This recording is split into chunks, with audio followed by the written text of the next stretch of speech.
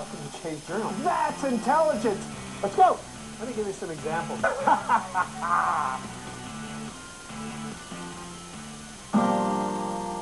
Hi, welcome to Jay's Journal. Do you recognize that chord? We've been trying for about an hour to figure out what the first chord in the famous Beatles song, A Hard Day's Night is. Remember, it starts like this. And then they sing, it's been a hard... Anyway, the chord is a mystery. It's not just a mystery to us, it's been a mystery for decades as to what instruments were exactly used to produce that chord.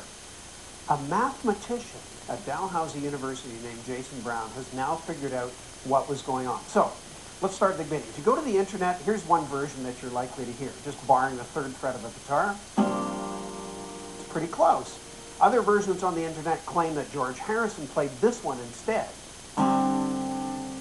Also pretty close, but not convincing. Here's what Jason Brown did to figure it all out.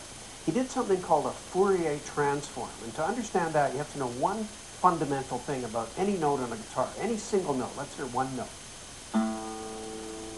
There's something called the fundamental frequency, the main one, but there are also hidden in that note many harmonics at higher frequencies.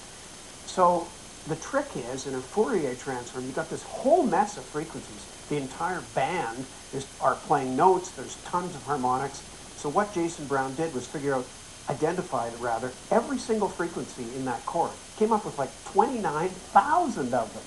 And then he said, well, obviously there are not 29,000 notes being played, a lot of those are harmonics, let's get rid of them mathematically. He did that, and he came up with a whole array of notes, but there were problems. For instance, that D. There were actually 4 of those.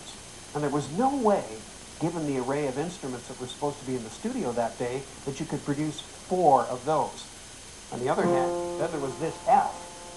There was no way to figure out that F either, because if George Harrison was playing that on his 12-string, you would have got this F up here as well, because the strings are paired, but there was absolutely no evidence of that note anywhere.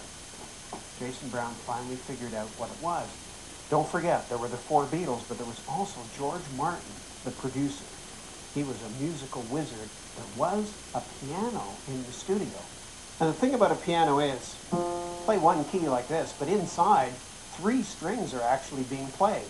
And that accounted for why there were all these mystery Fs. So Jason Brown was able to add the piano to the other mix of guitars and bass and come up with the chord. So here's what he deduced George Martin had to have played. We'll count you in 1, 2, 3. And that's what happens when a mathematician takes on a hard day's night. That's it for Jay's Journal. Here's another